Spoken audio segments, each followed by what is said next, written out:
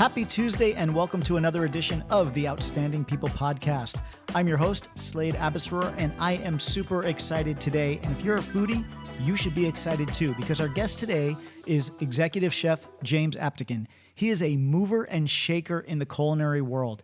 He started his career in the United States Navy, cooking aboard the USS Abraham Lincoln. Once he left the military, he found himself training under some of the biggest names in the business. I'm talking Michelin star and James Beard award-winning chefs like Thomas Keller, Joel Robuchon, Dominique Crenn, Curtis Duffy, just to name a few. He went on to represent the U.S. and Hawaii in the World Seafood Championships, winning the entire competition. He has been an invited guest to the Elton John Celebrity Oscar Party for the last 10 years, cooking for some of the biggest celebrities in the business. He has been featured on the Food Network multiple times. His passion for this business is just, it's infectious. And I can't wait for you guys to hear him talk about his career and what he has going on. So let's jump into it. Slade, what a pleasure, man. What a pleasure. Thank you for introducing me like that. No, hey, look, my pleasure. Like I said at the beginning, you and I have been friends for 30 something years now. And I am just so proud of all the accomplishments that you've done. I mean, you set your sights on becoming the best in the culinary world. And if you haven't already done it, because I know you still probably in your mind, you have a zillion other things you want to do, but you've accomplished so much. And I'm really proud of you for that. Appreciate you, Slade. In this world, we have a saying, you never arrived. You're only as good as your next meal. And as soon as you think you arrive, your floor falls. So thank you. It's humbling. I still feel like I got so much more to do and so much more to learn. At what point did you realize that food was important in your life? When did you realize that this is something that you want it to be a part of your life going forward? I have a couple of food memories. One, I would have to say my mom. I think it was like fourth grade. I remember spending a night at your house. It might have been your house, but I remember telling your mom or somebody's mom, I believe it was you, to get sirloin steak, oyster sauce, some jasmine rice. And I cooked up the dinner. And in fourth grade, that was normal for me to cook with my mom. And I remember you looking over at me and being like, hey, man, and I was thinking, well, I got to have a talk with my mom. Mom, not everybody does this. And nowadays, everybody cooks with their mom. But my mom was an artist growing up. She had ceramics. We had a kiln at her garage. You smelled it walking home from school. I'd have to apologize. It was embarrassing. She'd be making those tiles for the Miami Dolphin players in 24 karat gold. And it had a stench through the neighborhood that people are just, ooh, that's that house. And now I would go to art shows with her. And now, I mean, every chef has their own personal ceramics artist, So my mom was way ahead of her time, but she introduced so much stuff to me in culture. She thought she was Japanese in her past life. I was using chopsticks at the age of 8. She was cooking Pan-Asian meals during dinner that literally blew my mind. And I didn't understand it at the time until I got older, but I fell in love with food. It was another food memory where I was in the backyard of a friend's house and there was at least 150 people there. It didn't matter what you drank, what you did for a living, who you were, what you drove. All that mattered was everybody's in the backyard having a good time. There's 90-year-old grandmas and grandpas dancing merengue salsa. There was a pig in the backyard, just like we do in Hawaii. And I just knew at that point, food brought people together through good and bad times, but really good times. That's such a true statement, right? That food really can bring people together no matter what. People always have a meal and laugh together. They talk, they bond. I mean, food just kind of, no matter what culture you're from, you can go into any culture, right? I mean, we were both in the military. I've traveled all over the world and I've gone into people's homes and just, excuse me, and then just bonded over a meal. I mean, when I was in Japan, I remember there was a maintenance man at our barracks who just a really great guy who was really friendly with the fellows there, with the sailors that were there. And one day he invited me and a few of the guys to his house for dinner. He didn't really speak English and his family didn't speak English, but we went over there anyways. We all sat down, but through facial expressions and just the love of food and expressing ourselves as we ate, we had a great night. It was awesome.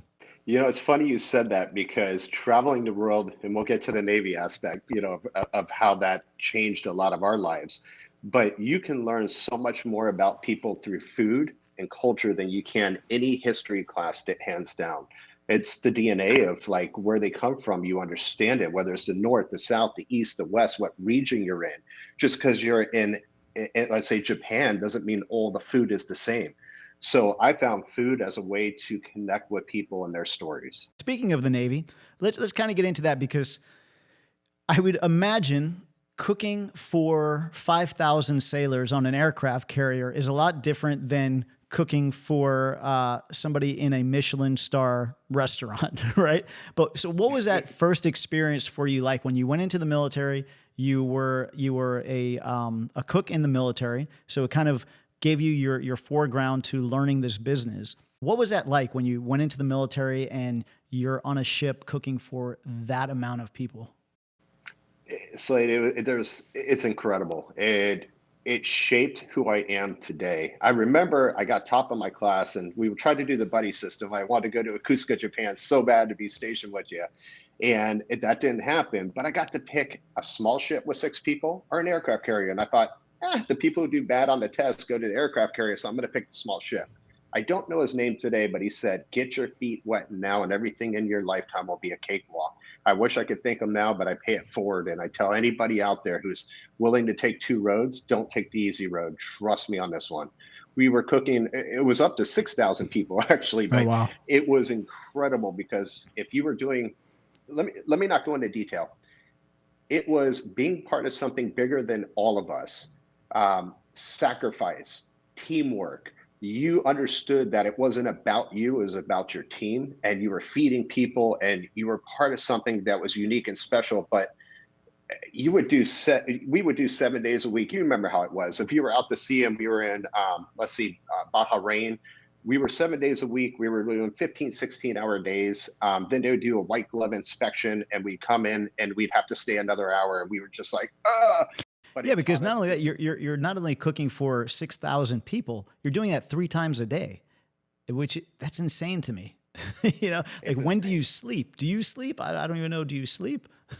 I, I'll tell you what, the aircraft prepared me. When I have a hard day, I look back on my military days and I literally laugh and I get through my worst days because nobody can challenge me with anything that has been difficult or hard in their life until you've done or gone through the mental capacity of what they put you through. Forget about just the cooking, the man overboard drills. We're under attack and you're part of a medical team and they're doing a biological warfare and just the psychological part of it of working with a team and how would you cook that food? How would you take care of one another? It really teaches you to think out of the box, improvise, but without your teammates, you're stuck. And I think it gave me a foundation of what it was to work hard, what it was to go through the worst of the worst, what it was like to just navigate the hardest situations of your life. But I will tell you this, we had recipe cards we were supposed to use, okay? And the food, if you look at it, A, B, and C, A grade is what we go out to fine dining. Well, we were getting C grade. So people were kind of like, oh, it's kind of bland, it's kind of tough. And we knew that. So we would sit there and climb up these stairs into these steam jacket kettles, if you will, with paddles. And we're doing hundreds of pounds if you were on that station. And we'd be like, hey, is anybody around? No. Okay, hook it up. And we'd just be putting the spices in and hooking it up and using what we knew. But just like what we do in the Michelin world or any other world of cooking, we relied on each other of knowledge to make it taste even better. That's And when they'd awesome. be like, did you use the recipe card? We'd be like, absolutely we did. And everybody loved the food. That's fantastic.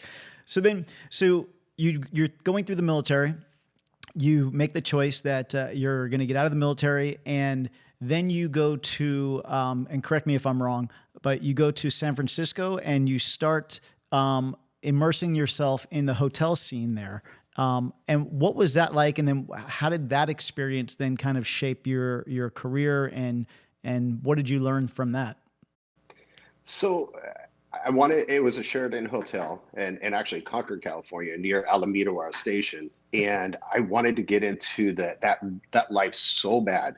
I did this high volume cooking up to 6,000 people. So I walked in, knocked on the door, talked to the chef and said, hey, I'm going to get out of the Navy in about 4 months. I'm willing to work for free. I'm willing to do whatever it takes to learn and be able to be employable when I get out to work for you guys. Well, that turned into mentors, and his name was Kevin Ton and John Kane. And they're still my mentors as of today. And man, I thought boot camp was rough. I thought the military was rough. They put me through the grinder, and every day I showed up. Every day I took it on the chin. Every day I just kept coming back for more, hungry. And they ended up hiring me within 2 months and paying me before I finished up my stage. So I was actually, I jumped right into that scene right out of the Navy. It was awesome. And then, so you were working, is it like the banquets in the hotel? And so you were kind of used to cooking for for large groups of people. So was it an easy transition for you? So you would think it would be an easy transition. As far as the banquet side, I was crushing it. I understood it. They were very impressed by my skill set. But when it came to presentation, that's where they changed my world and I became an artist and I just fell in love with it. But then when they put me on the line, I was a fish out of water. I mean, I'm cooking for 80 people a night on a Friday, Saturday night, and this is the day with the wheel, and you have the hand tickets. There's not this, micros well, anyway, so they give me a quick training, and they're like sink or swim. Back then, there was no structure. It was sink or swim. If you love this, you're gonna get it. And I remember being on the line Friday, Saturday night, 80 covers by myself, and my hand would just be shaking. I'd be scared out of my mind. I'd be burning, cutting myself, but nothing was going to stop me. I memorized that menu. I memorized the dishes. I was getting screamed at by people twice my age, but nothing was going to stop me from achieving success. I never failed. I never gave up. And that's the thing what the military teaches us is run at the uncomfortable.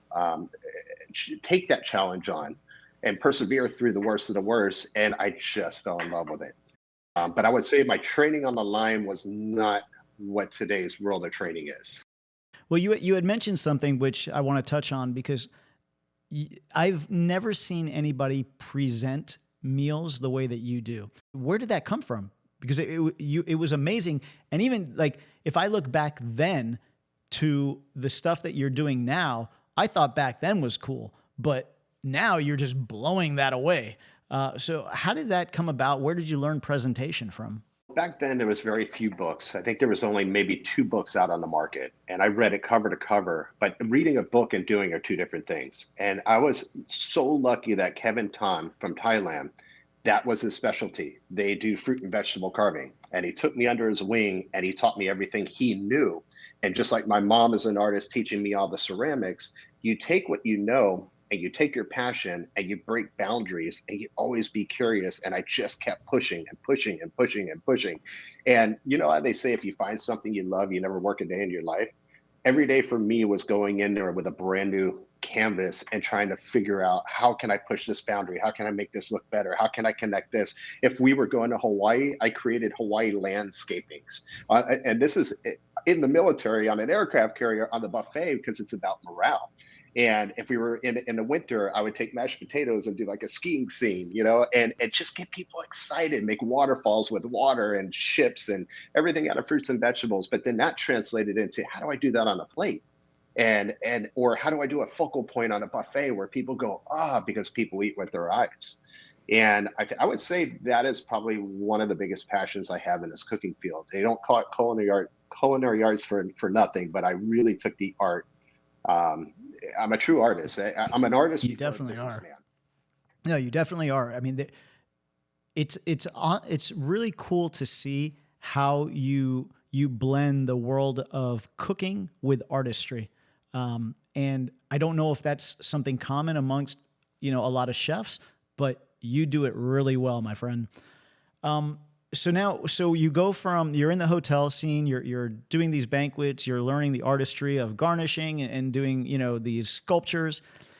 And is that when you started getting into catering, or what's the next thing that then starts happening in your career?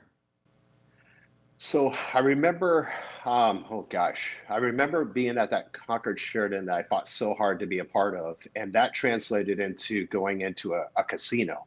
And I was like, ooh, a casino. And I went through all the cold side, the hot side, and I fell in love with multitasking and adrenaline rush. It's an adrenaline rush, multitasking and working as a team. And then all of a sudden, I was going to school. And the chefs, I was going to California Culinary Academy that I researched before the military to help me pay for it. And I remember the chef coming up to me and saying, hey, do you want to work underneath our French chef and learn pastries? And I'm like, oh, I knew nothing about pastry, Slade, nothing, other than a couple books I read. And here I haven't even taken my pastry classes in school. And here I'm taught under this French chef, third generation, doing terrines and souffles and cheesecakes. And I'm in charge of the holiday buffet, doing all the desserts, creme brulees. And by the time I got to my pastry class, I was trying to tell the teacher a couple of things, and I got in trouble because you're the student. You got to know your place. But the passion was just like, if you're willing to learn, you can go to school, you can read books, but if you're willing to learn, anybody can do anything if you have passion. And at this point, are you even aware of, like, have you gotten to the point where you're aware of Michelin chefs and who they are and what they are? And are you wanting to put yourself in that trajectory, or are you just still in the phase of you're just learning about this business?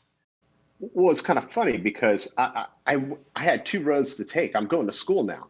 And so that brought me to the Oakland Marriott. So upon graduation, I actually went to LA for a year in Commerce at the Wyndham Hotel that taught me hospitality at its best back then, the finest, like how to really take care of people, how to put your heart and put yourself in their shoes. And that was a pinnacle point. But when I finished that, I was supposed to open up my own hotel. I get a call from the Oakland Marriott, which is the biggest, largest convention center, one of the fifth. It was either the third or the fifth at the time in the whole Bay Area. And I become their banquet chef. And I start studying and learning about all these Michelin chefs and all this fine dining and trying to learn as much as I could to take that high volume presentation, merge it together. But I always wanted to learn from these Michelin chefs, but was not able to at the time. And we'll get to how I was able to later. Yeah, because now so at this point where you start taking over these large scale hotels and banquets, you start getting recognized more and you start getting written up in the paper. Do you at this point look at yourself and say, I have something special, I know what I'm doing? Or had you not gotten to that point where you had realized like you're eons above the other chefs in that local area? What was going through your head at that time? It's interesting you said that, because before my first executive chef position, right at that Oakland Marriott Convention Center, my executive chef comes up to me after I ran the restaurant and banquets, doing 3,000 people during the wintertime, multiple events. It's an art form just to be able to do that volume. He goes, we started doing charity events. And he said, hey, PJ Carlissimo is going to be your celebrity chef or judge serving your dish. Everybody had a celebrity. And nobody was supposed to know who was doing it. I went against the Gingerbread House, which was known for the best Louisiana hometown cooking there was. And my chef comes up to me and goes, hey, I need you to make a jambalaya. You ever make a jambalaya before? And I go, of course I have. I've never made one. So I'm studying everything I can, like immersing myself into this dish until I became the dish. And that's what I mean is if you're driven, you have passion, you understand flavors. And to answer your question, that taught me something. I could have fell flat on my face, but I go out there and I actually win first place.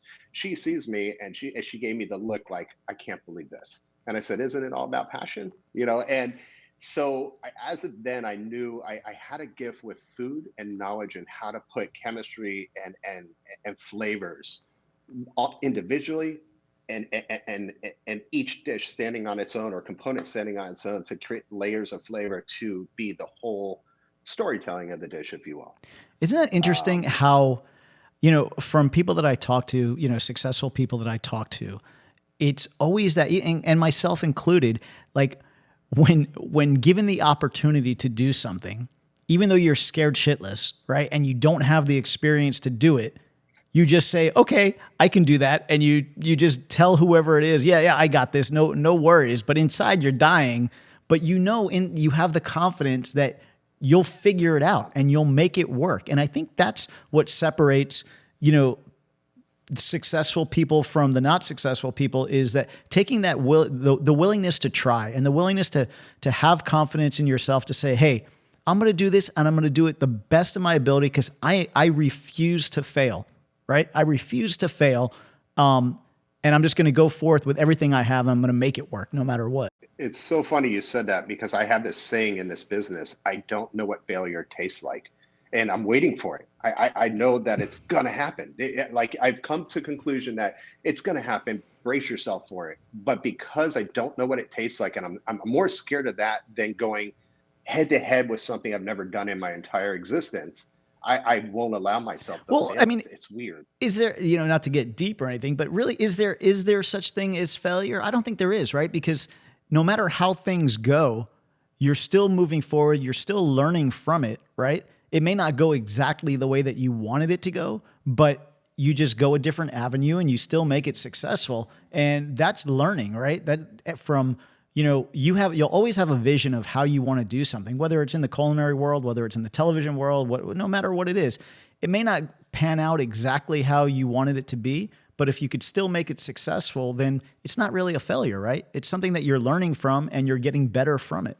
So it's interesting. I say I haven't failed. Well, I've failed plenty. It depends the definition of failure. Right. Meaning what I set my goals to, I achieve. But behind the scenes, I didn't know how to cook a perfect piece of fish. I didn't know how to cut everything brilliantly. I didn't know how to make a béarnaise or a hollandaise from scratch at the beginning.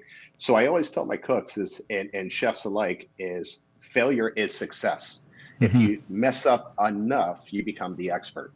So when people are like, wow, you know, you look at Thomas Keller, you look at Jose Andres, you look at all these and you think, oh, they're just born with a gift. I'm sure at the beginning of their career, as everybody, the more mistakes you make, the better you become at what you do. Absolutely. 100%. Wholeheartedly agree with that. So what progresses now with your career? So you're doing these big banquets, you're getting some recognition now, they're writing you up in the paper. So is this when you start staging and working with Michelin chefs, or did that come later on? And for people that don't know, a stage is like an unpaid internship when a chef will go to a well-known chef or someplace that they want to learn from and say, hey, I'm going to work for free if you'll have me in your kitchen. So that's what James did with multiple Michelin star chefs. But was that the point where that started to happen, or was there something else before that? There was a pinnacle point in my career, I would say, in San Francisco. I'd never worked in San Francisco before, and I had opportunities to step down, make less money again, and work underneath these Michelin chefs. And at the time, and I wouldn't say there wasn't that many Michelin chefs. It wasn't even about the Michelin world. It was about the mentors, the people that were pushing boundaries. But I wasn't able to at that time. And I get a phone call, and it's my old F&B director from the Oakland Marriott. And he says, hey, I got a position available for you. Your first executive chef position at 25 at the Wickham Hotel on Market Street across from the Orpheum Theater, which does the Broadways with Mamma Mia, Saturday Night Live. Mm-hmm. And I want you to take it over. And I'm scared out of my mind. And I go to my executive chef and he goes, you're not ready. And I call Bogdan. I'm like, Bogdan, I'm not ready. He wants me to stay another couple of years. And Bogdan goes, I've seen the way you work. I've seen your integrity. I've seen your work. You're ready. And I'm like, okay, if you say I'm ready. And I jump into the fire. 600 room hotel has banquets. We do 100 covers for a matinee, which is the lunchtime, in about an hour. And then we turn around, we do 200 covers for the dinner in one day, plus the banquets. And I'm literally looking at the classified ads every day, looking for another job because I don't know if I'm going to survive this. I don't know if I'm going to mess up. And talk about being scared. It was the most scared time of my entire life, but I took it on. And you know what? When you're scared, you learn it. Yeah. And from that. And by the way, like, you know, who is this guy to say you're not ready? I hate when people do that. You know, it's like you have an opportunity to elevate your career, to do something great for yourself, and someone else is going to tell you, no, don't do it. You're not ready. Screw you. I'm glad you didn't listen to him, and I'm glad you went and you did it. Two things that really resonate is don't pick the easy road, pick the hard road. You'll never work a hard day in your life. Well, you will, but and take that risk. Take that leap of faith, jump off that cliff. Just know that somehow you're going to find a parachute. You're going to get cut, scraped, burned along the way. Yeah, you're going to get hurt, but just know in confidence you are going to land on your feet. And That taught me how to run towards the most uncomfortable situations and say, no matter how bad this gets, I'm going to figure it out because I care. I have passion. I'm driven. Yeah. And trust me, in the culinary field, I can tell you about the craziness that goes on, or the food not coming in, or the oven breaking, and what you got to do. So speaking of that, I am curious, like because us as patrons, we just see the amazing dish come out of the kitchen. We have a wonderful meal. We're smiling. We're laughing. What are some of the things that are going on behind the scenes in that kitchen? Well, okay, for instance, my GM comes out and I'm about 6 months into my position, and he goes, "Chef, whatever you do, this is VIP at its highest. I got everybody from all over the US at every hotel here at this event. Don't embarrass me. Do not overcook the sea bass." And I'm like, "Absolutely." And all of a sudden, one of my guys who's in charge of the banquet misreads and cooks the sea bass an hour early. And I'm like, "Oh no, Oh, no. So it's Friday night in San Francisco, gridlock traffic. I call everywhere, and I find a supermarket has sea bass, and the guy behind the counter is like, "But I have to cut it. I'm not going to have it in time." I said, "You know what? I'll be right there." I drove as fast as I could, jumped over the counter, was helping him cut the fish. And then on my way back, I'm literally going on the sidewalk going, I'm sorry, beep, beep, beep. And I'm calling the hotel, and I'm like, "Listen, I'm going to come in hot around. I need a team to grab it. I need people with pans hot as you can make it. Get all the dishes ready except for the fish, and then we'll do it a la minute." And I literally got maybe 15 minutes left. I show up. It's like a bouton race, and we get the fish in there. We sear it. We get it in the oven. We grab the plates, and we were a little bit behind, but not too much. And then we just put it out just perfectly. And my GM comes out, Ralph Lee, and goes, "Chef, that sea bass was perfect." Oh my God. And we're all sitting there like, "Thank you." Wow. And he has no idea what was happening behind the scenes? No. There's something in you that will not, like I said, if I said it's going to be at this time and this way, I'm going to find a way. It may not be fun. It may, push some boundaries, but I will figure it out. We had another time where the rotating oven fell, and we were doing peach cobbler for 600 people. And I called my friend, and I knew he was a pastry chef, and I called another friend, and everybody came together. And I don't know how we did it, but within 2 hours, we rectified the situation. And we just, as a team, we just made it work. Wow. You don't tell a client, "I'm sorry, the oven broke and don't have your dessert." Right. You just find a way. Oh, wow. It's amazing. It's amazing. And then, so at this time, had you started working with the owner of Jelly Belly at this time, or was that, were you doing catering with them? So segue, this is where my career took off, I would say. I did participate in a couple of cooking competitions at that time in San Francisco, and we won some awards, but it landed me into opening a hotel. Now, I've never, ever opened a hotel or a restaurant from the ground up, and it's something I want to check off that box and do. And I don't get a phone call. I'm driving from Sacramento to San Francisco. Talk about sacrifice. And because that's how much I couldn't afford to live in a city, and I found a cheap place in Sacramento, and I got a family, and I'm going back and forth, and I see they're building a hotel from the ground up halfway to my house. And I walk in, and the GM is in slippers, a tank top. He's in the trailer. They haven't even built the place. I mean, the foundation's up, but it's not even done yet. And he tells me, "He's a security guard. You want a tour?" And it was the most honest, raw interview I've ever done in my life. And when I'm done, he's like, "Give me your resume. I'll make sure the right person gets this." Wow. And that was the GM. And he told the team, the whole hotel team, he's like, I found our chef. And I still had to do the formal interview process with everybody else. And they're like, "Hey, we found the guy." And he's like, "That's the guy." So I got to open up a hotel from the ground up. And that's just from you driving by and saying, "Oh, let me go see what they have going on over here, if they have a chef already." Wow. And just saying, how cool would that be if I could be part of this opening team? Mm-hmm. And I didn't know nothing, Slade. I didn't know nothing about opening a hotel. I didn't know anything about opening up a restaurant. And what was this place? This was the Hilton.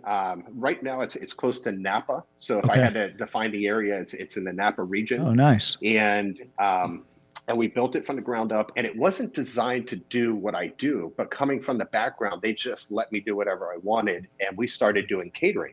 And that catering to drive more revenue. And we were pushing boundaries in the restaurant, pushing boundaries in the banquets. That's where I started getting a name for myself. I was working with the mayor, doing charity events. That's when I started working with Jelly Belly, and I met Herb Roland. And a matter of fact, I'm doing this Christmas party this winter, and it's for 350 of his guests, and it's at his house. And this man pushed me beyond belief. Meaning, him and his wife at the time, she was like, there was no budget. It was push boundaries. I want something. You talk about the culinary arts of the fruit and vegetable carving. I took it a step further. I took it to a point where I bring the five senses in, where I bring the music, the sound, the smell, the touch, the feel, whether it be dry ice at a seafood station and blue lights and music playing or ocean waves and bringing you in there. Right. Then it was like each year, and you got to imagine this was over a decade ago, I had to make it better and better and better and better and better. And that brings us to now pushing boundaries. But that also opened up a lot of doors. That is where the Food Network gave me a call. We were doing a charity event in Vegas. And at that time, I didn't think I was, a big shot chef, but a big name. So we had this big name chef coming in from New York, and he canceled at the last minute for these kids, saying it wasn't enough publicity and press for him. And I was appalled. Who would do it for the publicity and press? Do it for the passion. Do it because you want to help your community. You want to make changes. You want to do something amazing. You want to change lives. So I grabbed all my chef friends, and we literally put on the event, and the news station came, and I didn't know they were coming. And that's where the Food Network found me. And they're like, hey, we're looking for chefs that do charity events. And I think I had like a week to get to Denver, Colorado. And it was like, you're going to go against 5 chefs from around the US, and you're going to represent the Bay Area. But there's a catch. We want you to, your partner is going to be Vic Vegas, who does a lot of TV now. And I've never cooked with him before. And they're like, do you mind? And I'm like, okay. And so here I am, just trying to get my recipes down, trying to figure out what I was going to do. We had to do a cold mixology drink and a dessert. And you had to type in every 10 minutes to the audience live what you were doing. And it was for the Denver, Colorado Ballet. There, you had an hour in the kitchen, and then you had to go to the Denver, Colorado Ballet and set up, and you had an hour to put on 400 dishes. And I mean, there was Bill Bellamy at the time. I was in I got to share a story. Bill Bellamy at the time, we're in the hotel where the computer room is. I forget what they call that. And I'm in street clothes. He's in street clothes. And he's like, hey, man, what are you doing? And I'm like, yeah, I'm trying to win this thing, man. It's like I'm telling him all the negatives. He's like, bro, save your money. You already lost. I'm like, what do you mean? And I look at him. I'm like, dude, you're Bill Bellamy. He goes, yeah, and? I'm like, oh, yeah, you're right. He's just a normal guy like me. And he starts saying, man, you got to use words like I can, I will, I'm going to. Your mind's more powerful than your body, and you're going to win. But if not, save your money, man. You already lost. So I go down there, and he's in my head, and Slade, we should have never won. I should have embarrassed myself on TV, not once, but twice, because I call me and Vic 5, 4, 3, 2, 1. We should have failed miserably. And I call it riding on God's shoulders. And when I got back and we won, I saw Bill Bellamy, because he performed down the street at the comedy club, and his entourage. I bought him all a drink. And I'm like, dude, what can I ever do to repay you? And he goes, man, candlelight it, bro. Candlelight that, help others. And I've been doing that ever since in my career. And that's also another secret to success is use powerful words in your brain and your mind, and you will become the wall. Forget about, there is no walls. There's no boundaries if you put that in your head. Yeah, no, it's very true. Very true. And I know that I remember you telling me those stories and how amazing it was for you to go on TV after all the hard work and the passion that you had to go on TV and actually win the competition on the Food Network. What a great feeling. So after that, you start to get a little more recognition. And where does your career kind of develop after that? Well, I got to share something with all the young chefs out there and all the people that think that once you won something on the Food Network, you've arrived. And that's why I say there's no such thing as you've arrived. We're literally waiting by our phone and we're celebrating. We're like, man, we're going to get our own show. It happened. We're going to. No, it doesn't work like that. Everybody thinks like you've made it. You have not arrived. It's such a hard road that you just got to do it because you love it, not because you expect something out of it. Yeah, and I think that's good advice for anybody in any profession, right? You do it because you love it, and the accolades and things will come, but don't get into a business because you can make a lot, or just because you make a lot of money, or because you get fame, or because of, different things that you can get. You got to love what you're doing, because otherwise it'll dry you out. You'll wind up hating life. fame and money isn't everything. And you'll realize that unless you're doing something that you love, it's not worth it. So interesting what you just said, Slade, because that brings me to where I am. At that point, I you can't do it for the money. The sacrifice and what I did to get to where I did, a lot of people don't want to do that these days. They want to graduate, work a year, and become a chef. They don't know what it's like to do the sacrifice and make no money at all. And I always say the money will come, just be patient. But I made nothing. I worked 15, 16-hour days. I worked 6, 7 days a week because of the passion, because I loved it, not because I was trying to get something out of it. Oh man, you were famous for going into restaurants with these top name chefs and just saying, "Hey, I'll work for nothing just to work under you and learn from you." I remember you would call me, all the time and say, "Hey, I'm going to Vegas to work with so-and-so," or "Hey, I'm coming to Chicago to work with so-and-so," or "Hey, I'm going here." You were always staging and training and learning under people and not making any money doing it. But the skill level that you learned was priceless. I mean, the lessons that you learned and the way that you were able to prepare a meal, and not just the meal, the experience that goes around it is, man, I haven't ever seen anything like it. We call that storytelling. You're right, Slade. I actually gave up being comfortable. I was too comfortable in this surrounding where I could have retired. I had it made. And I literally went to my wife, Ruth, and I said, "Hey, I want to travel the world, and you're going to be the moneymaker, and I'm not going to bring anything to the table, and I'm going to travel for free. I'm going to travel, and I'm going to learn underneath these chefs, but I'm not going to get paid to do it." And she goes, "By the way, do it." Not great advice for people listening. Don't go to your wife and say, "You're going to be the moneymaker. I'm going to travel the world and you're going to like it." Half the time, that's not going to work. It didn't happen just like that, but she basically said this, and this is why I married her. No hesitation. "Will it make you happy?" That's all she said. Because I thought she was going to tell me, like Slade said, "You're crazy. Give up that dream and get back to work." And we sacrificed. And she literally said, "Will it make you happy?" I said, "Yes, it's something I've always wanted to do."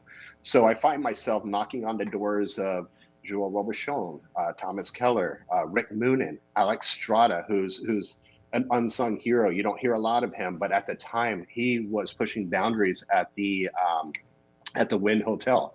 And it was there that I learned. It was like the military. You walk in together, you leave together, you have each other's back. It's a real team. And that's when I truly fell in love. There was nothing that was going to stop me from pushing boundaries at that point. But it was funny because my friend who was born and raised in Vegas, and he's a chef in Vegas, he's like, "You're never going to get into Joel Robuchon. Never." And I said, "Dude, never say never." And so I kind of researched him, and I knew he was going to be at his restaurant. And the meal was like, I think $1,000. And I walked in and it was a 16-course meal. And he was walking the tables, and I told him what I was doing. I said, "Hey, I'm at the Wynn right now. I would love to stage for you." And he says, "I have thousands of people that come knocking on my door to stage. I'm very selective who I bring in." And I talked a little story with him. He said, "Anybody willing to drop $1,000 and has that much passion as you, come here. Let me tour you through the kitchen." And that turned into me staging for him. And it turned into also another 4 courses, which was hard to get down. But I mean, amazing. Amazing. But it's like, if you're driven and have passion, find a way. Yeah. Find a way. Because that was a dream come true. Joel Robuchon, if you don't know, is the godfather. He is just what he did for inspiration in my career.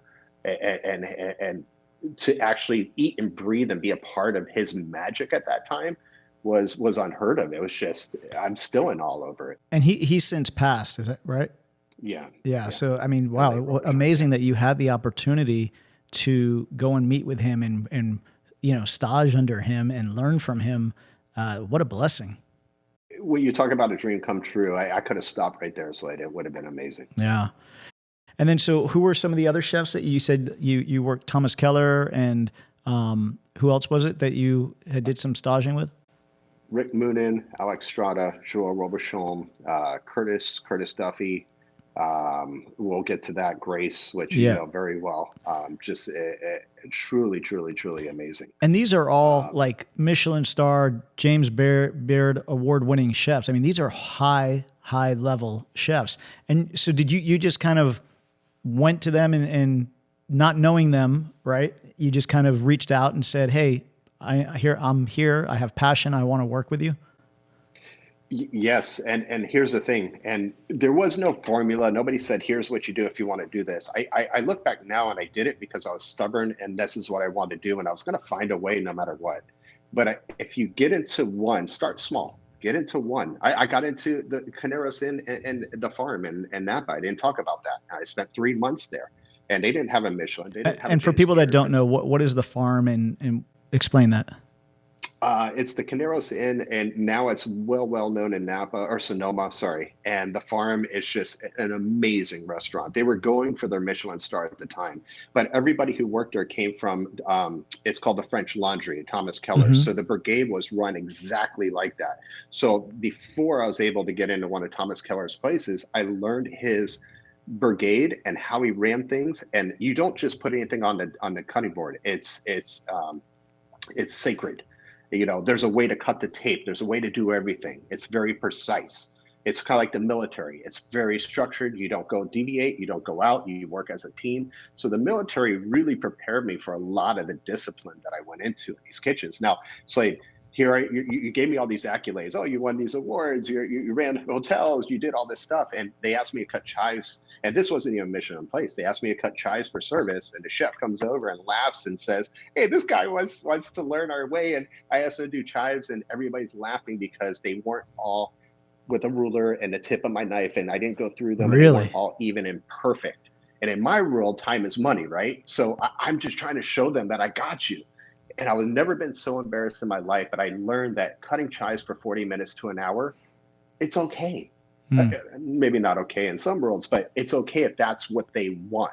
You give Right. them wherever you are, you go for what they want Well, it goes because back to presentation, right? Because it's all about the presentation of how that board 100%. is coming out. And I was going to ask you about that too. So, in being that now you've been on both sides, and you've been around some of the best chefs in the world, you've also been in some kitchens starting out. What makes a Michelin star chef versus just a regular chef? Like what qualities do you see that a Michelin star chef has, for people listening that love food, want to get into this industry? What qualities do you see in a Michelin star chef? So it's funny. It's not a degree. People think it's the degrees. It's not so much your upbringing. It's being driven for passion, being a storyteller, and being curious, and knowing how to work with teams and bringing everybody's strength and knowledge together to make everybody better. So it's not a matter of I'm better than you. It's you know what you're gonna fall. I got you. I'm gonna pull you right back up, and we're gonna learn this craft together. Not all Michelin chefs know everything. Curiosity is some of the best French chefs in New York and Chicago in the 90s went to Japan to learn all the secrets and the technique to bring them back, which hit regional. And the passion is just like hitting something, and these waves just generating where we all get inspired from one another. They go down to the farms, they meet the farmer, they become friends with the farmer. They're curious. What does it eat? How does it live? What region? They study it. They'll even like smell the earth. They'll touch it. They're curious. They'll go Wow. down to the ocean. They'll go fishing. So they don't just source out the ingredients because they heard it's great. They go and they look it for themselves, and they say, what can I do with this? Wow, I can take this hay and I can actually smoke this light dish with the hay, and using everything from nose to tail. And they're pushing boundaries worldwide. It's about community. It's about making the world a better place than what we found it. It's integrity.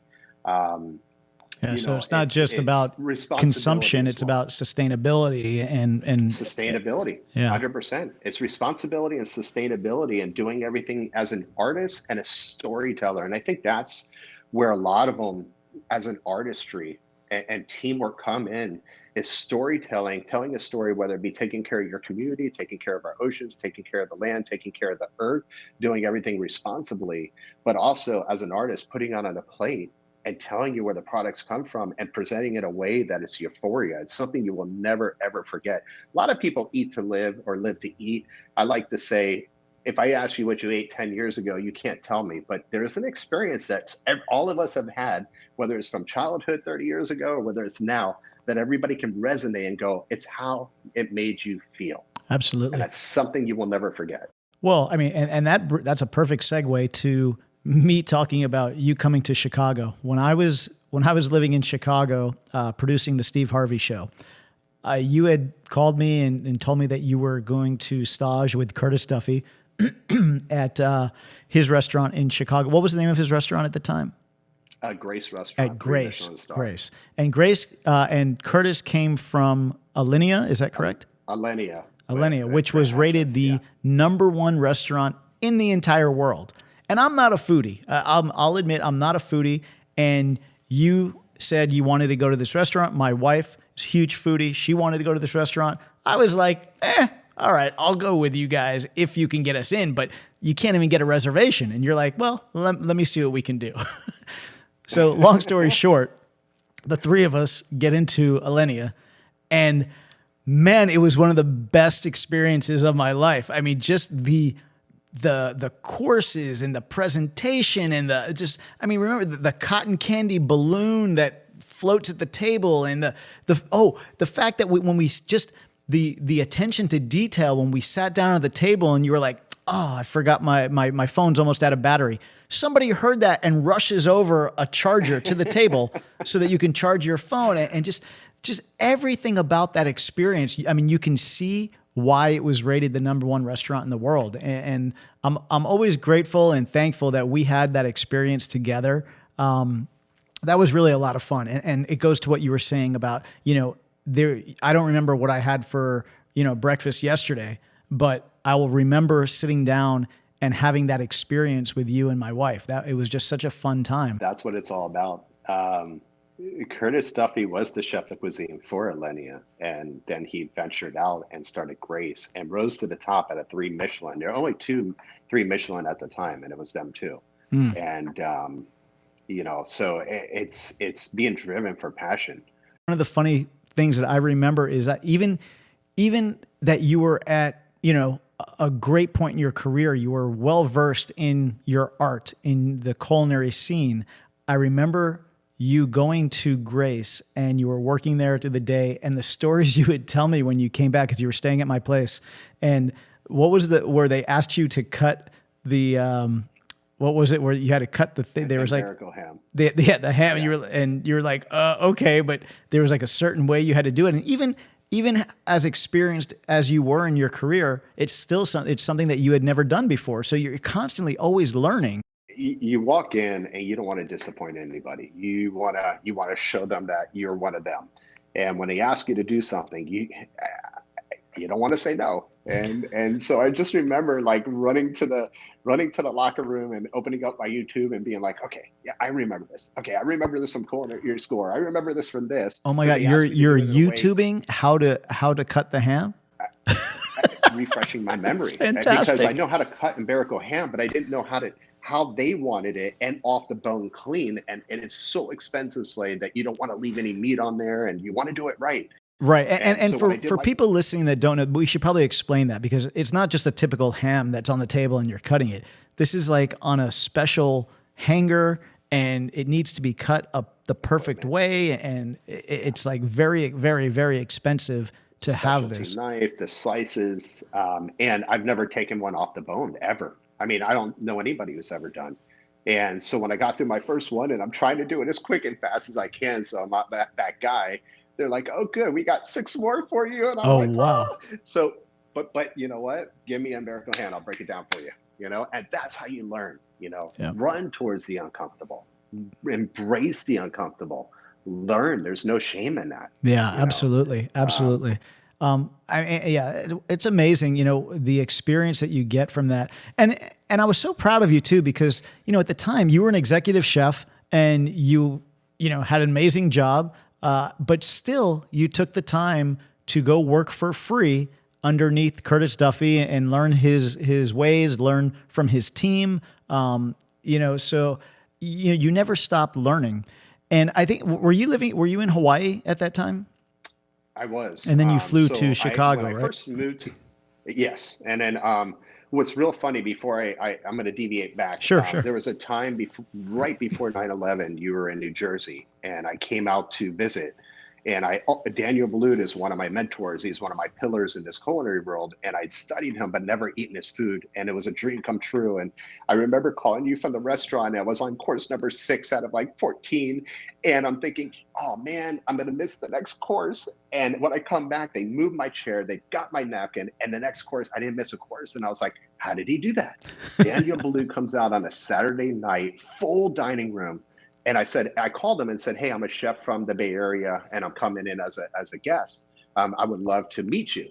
He sits there and talks story with me for 30 minutes. And I'm just like, he has no idea what he did for me as a young chef to take that time, dedication, not even dedication, but just what he did for me. I was on fire after that. I was unstoppable after that because I'm like, I'm a nobody. And this guy took 30 minutes to talk to me like I was somebody. And it just inspired me beyond belief. Oh, it's great. Now, I go to Hawaii and I took over the Hilton Waikiki Beach, and it's known for its gourmet comfort food. And the first year we put it on the map, we get best gourmet comfort food of the island for 5 years straight. And we increased the revenues, and we just immersed ourselves into the community and charity events. And just when we talk about making the place better and when you found it, that became my passion. That was my newfound passion. And that landed me at Turtle Bay Resort and Spa on the North Shore. And there's so many stories of Hawaii. I think I changed as a human being with humanity, respect for integrity of just people, place, land, ingredients. It really, really, really did something emotional for me in Hawaii. That's amazing. Magical. And to be able to get that out of a career and to change your life for the better, I mean, you can't ask for anything more. And while you're in Hawaii, I know not only were you winning competitions like the World Seafood Championship and this and that, but you were doing a lot of charity work as well, which I know is something near and dear to your heart. Talk about the Make-A-Wish, because I always love hearing the story, how you helped that young man become a chef for the day to help you guys at the competition. So I get on Guy's Grocery Grains, and I'm coming back from work on North Shore, and I get a phone call, and we're doing what we call a viewing party the next day at our house. And I get a call from a friend of mine, and she says, listen, there's a boy by the name of Adrian Aguilar. He's 16. He has leukemia, and his wish was to go to Italy and make pasta with an Italian chef, but the plane got diverted to Hawaii. We have 2 days to make this happen. I thought of you. Are you willing to? Before she could finish, I was like, yep. Do I specialize in Italian and pasta? No. Do I know how to do it? Yes. So again, absolutely. So I have 50 people at my house of all walks of life, and the show ends and they go to clap. I'm like, save your claps. I have something extremely important to tell you. This is what we're going to be putting on in 2 days. I need your support and help. And it doesn't come from one individual. And the military taught me this. So many lessons in life taught me this.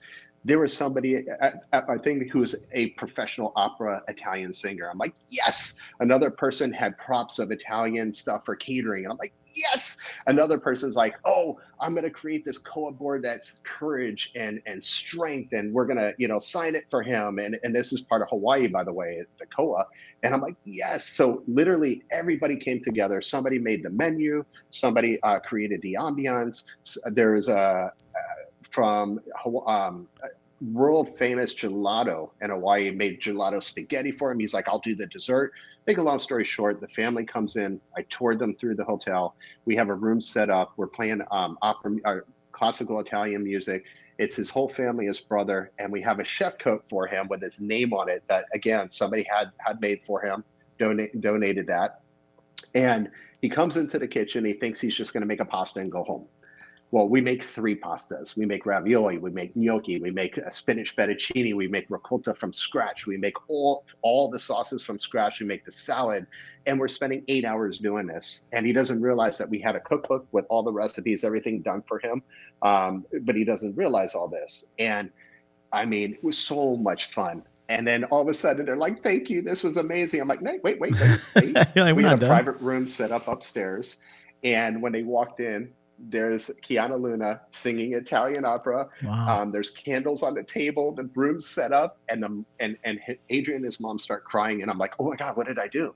And they're like, when we were in the hospital, we would call those dates, and we bring fake candles because you couldn't use real candles. Well, in the hotel, you can't use real candles either, but we did.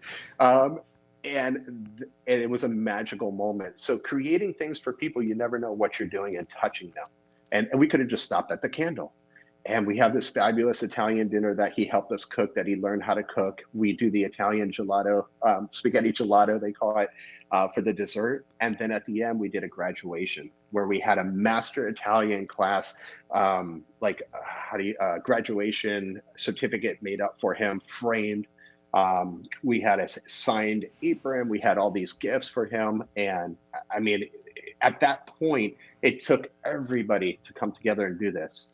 And you'd think that the Make-A-Wish would stop there. Well, the next year, after winning the World Food Championships, I got called again to do it. And I decided, you know what, we're going to get some sponsorships together, and we're going to bring him and other teams together. And we traveled to represent Hawaii. And here's Adrian on knowing what it tastes like to be on the world's biggest stage in the world. And you have every chef from around the world in the US there competing for like a whole week straight. And the Food Network comes to do an interview. And I'm like, wait. And I'm like, you need to interview this guy. Oh, wow. That's so amazing. So, it's just touching people's lives and inspiring and motivating and candlelighting for the next generation. Honestly, I think that's what this is all about. Yeah, no, 100%, man. And excuse me. I love that you have taken a profession and you've made so much more out of it than just about eating food. You bring passion, you bring consideration, you bring presentation, you bring an experience. You elevate it to such a high level. And I think that's why you're so successful and why everybody loves being around you and loves being around your cooking.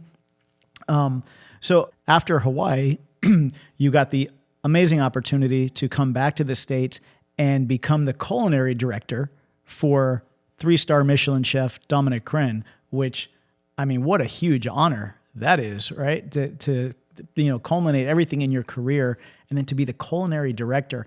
With Chef Dominique Crenn at Atelier Crenn, which is 34th best restaurant group in the world, top 10 restaurant in the US. One of the things that I learned from her is dedication, passion, humility, humbleness, how we treat one another. Always be hungry, be a storyteller, be curious. And I think that's some of the lessons that I take with me today is I'm always curious. And we're pushing such boundaries. It's being better than we were yesterday. You had talked a little bit about before about the chefs going into the farm and smelling the product and the grasses and the earth. That was you then, because I remember you were sending me pictures saying, "Hey, look, I'm out in the farm," and you're actually sourcing the material at that point. So we talk about always be hungry, always learn, never stop learning. It doesn't matter what you've achieved in your life, what you do, just keep learning. Dominique goes, hey, so not only are we going to be opening up this restaurant in the Salesforce Tower, and these are the other 3 restaurants, but you're going to be in charge of our biodynamic farm. And I was like, ooh, biodynamic farm. I knew something of it, but am I a master? Am I a kumo? We call in Hawaii a teacher. So I literally go to Ruth and I'm like, I got to study everything I can on biodynamic farm. I was down there with the farmer asking so many questions as you're doing now and being curious until I just understood it to be a kumo and a teacher to be able to showcase that and teach others. But there's nothing like seeing where your food is grown and knowing that soil is not just soil. And that's what blew my mind and really opens up that when we talk about being driven with passion. And there's nothing like it. So like it. No, it's amazing. And you're the perfect guy to do it. And it's one of the things I love about you too, is that you never stop learning. You never feel like, okay, I'm at the top of my game, I can stop learning now. You're always making yourself better. And it's such a great quality to have. So I think the world of you. I think, the culinary world is lucky to have you. And if people haven't gotten a chance to taste your food, they definitely should, because it'll blow you away. We just had your 50th birthday party, and my God, the food was amazing. The food was off the chain, man. I had never eaten like that. I've never felt as stuffed as I did at your birthday. But man, we had tomahawks, we had like endless sushi, we had all handmade by Chef James. This wasn't stuff that we flew in or had another chef make. He made everything, and it was delicious. It was just amazing stuff. So thank you for that. And, I really hope everybody one day gets to experience it. I appreciate that, Slade. One thing remember when I was gone for 4 hours? Mm-hmm. I was going all over San Diego, getting the best quality sourced ingredients by the top fishermen and the farmers. And it was a pleasure for me, because I got to hear their stories, meet them for the first time, and take A5 Wagyu and the best caviars and the best lobster and the best of everything that San Diego had to offer, and cooking on equipment I've never cooked before. And what you don't know behind the scenes is half that equipment didn't work right, and we made it work. And that's where you just make it happen no matter what. Nah, you made it work. It was awesome. It was amazing. You are just a class act. You are amazing. Thank you for your time today.